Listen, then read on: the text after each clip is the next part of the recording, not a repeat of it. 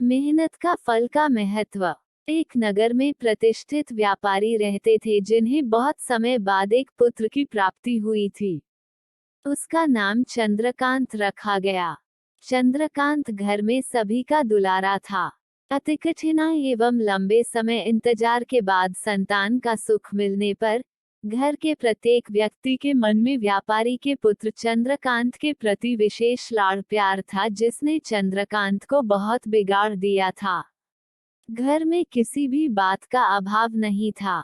चंद्रकांत की मांग से पहले ही उसकी सभी इच्छाएं पूरी कर दी जाती थी।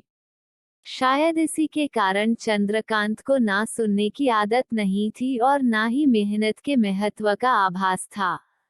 चंद्रकांत ने जीवन में कभी अभाव नहीं देखा था, इसलिए उसका नजरिया जीवन के प्रति बहुत अलग था और वही व्यापारी ने कड़ी मेहनत से अपना व्यापार बनाया था। ढलती उम्र के साथ व्यापारी को अपने कारोबार के प्रति चिंता होने लगी थी। व्यापारी को चंद्रकांत के व्यवहार से प्रत्यक्ष था कि उसके पुत्र को मेहनत के फल का महत्व नहीं पता। उसे आभास हो चुका था कि उसके लाड प्यार ने चंद्रकांत को जीवन की वास्तविकता और जीवन में मेहनत के महत्व से बहुत दूर कर दिया है।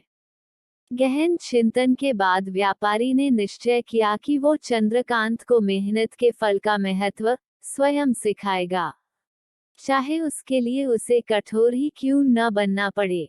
व्यापारी ने चंद्रकांत को अपने पास बुलाया और बहुत ही तीखे स्वर में उससे बात की।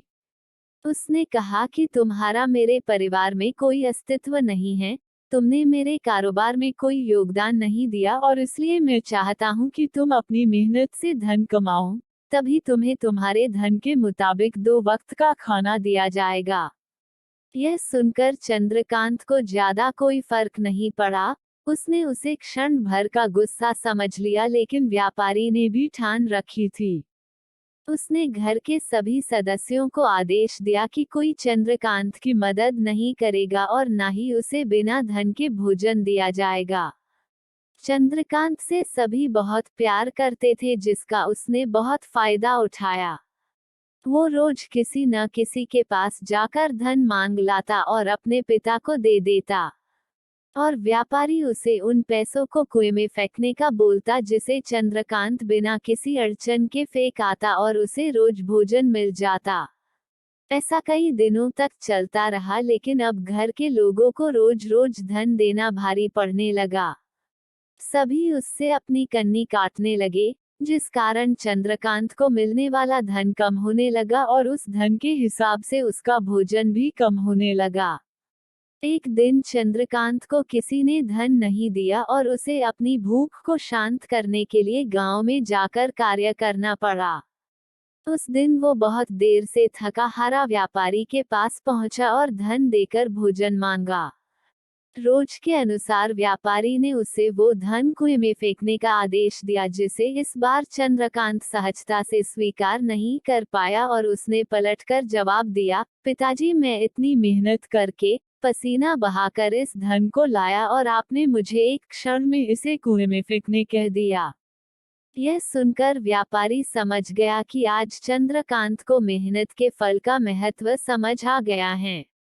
व्यापारी भली भांति जानता था कि उसके परिवार वाले चंद्रकांत की मदद कर रहे हैं, तभी चंद्रकांत इतनी आसानी से धन कुएं में डालाता था, लेकिन उसे पता था एक न एक दिन सभी परिवारजन चंद्रकांत से कन्नी काट लेंगे। उस दिन चंद्रकांत के पास कोई विकल्प शेष नहीं होगा।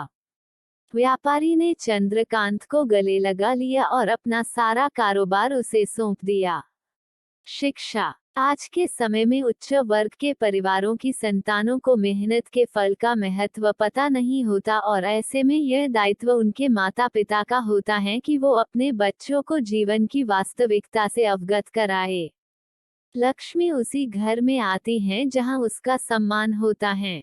मेहनत ही एक ऐसा हथियार है जो मनुष्य को किसी भी परिस्थिति से बाहर ला सकता है। व्यापारी के पास इतना धन तो था कि चंद्रकांत और उसकी आने वाली पीढ़ी बिना किसी मेहनत के जीवन आसानी से निकाल लेते, लेकिन अगर आज व्यापारी अपने पुत्र को मेहनत का महत्व नहीं बताता तो एक न एक दिन व्यापारी की आने वाली पीढ़ी